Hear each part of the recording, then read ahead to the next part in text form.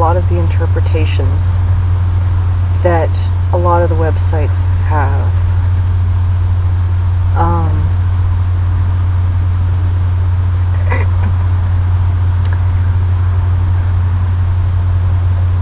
Like, for instance, I assume that all of the people doing this to me are human.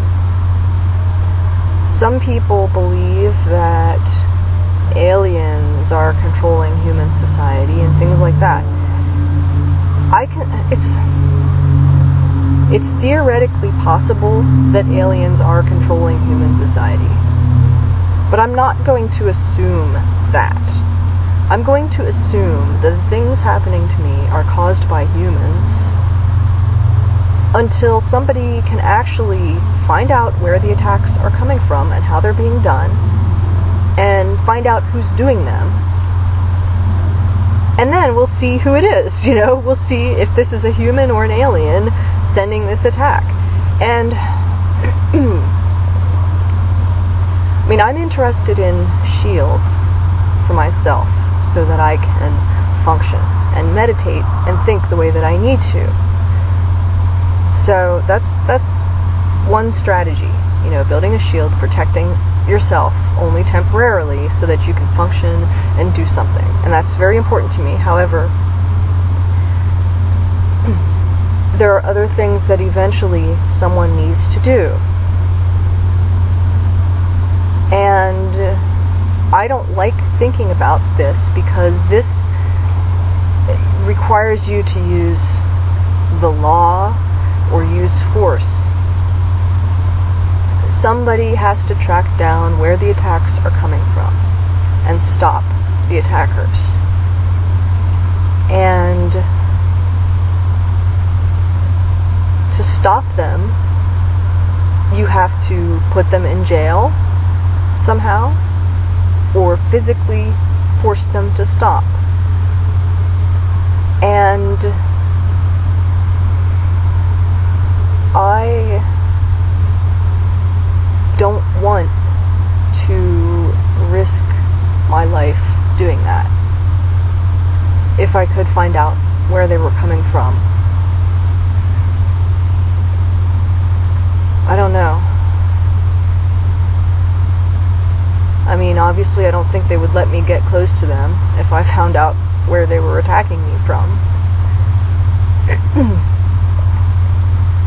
But somebody eventually has to stop them.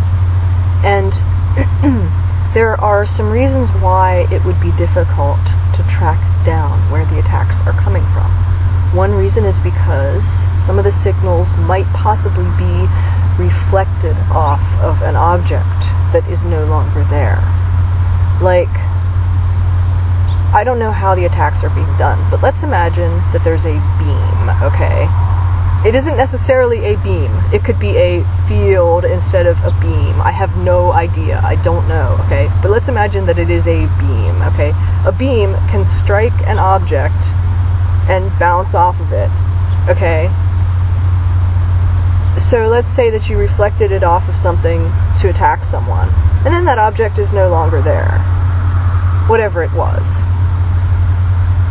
How are you going to trace back the path of that beam? You'll be like, oh, it came from this direction. Well, no, it didn't come from that direction. It came from over here and bounced off something and then hit you. But you move that, and it's like, oh, okay, the beam actually came from this direction. You know, it's totally the wrong way. Well, you can't see what my hands are doing because I'm not in front of the camera, but you get the idea. I was trying to show where the beam is going, but anyway, I should draw a diagram. That's just one of many reasons why it's hard to figure out where an attack came from. If it were actually a beam. That's assuming it's a beam. I mean, it could be a field, like I said, something that's just all around you, which is coming from an unknown direction, but it's not narrow like a beam. It's more along the lines of, you know, you're surrounded by ambient, what I always to say is ambient background radio.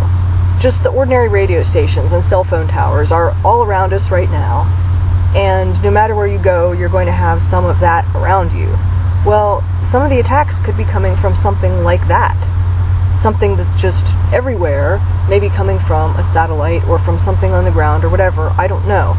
And there are ways to determine which direction something like that comes from.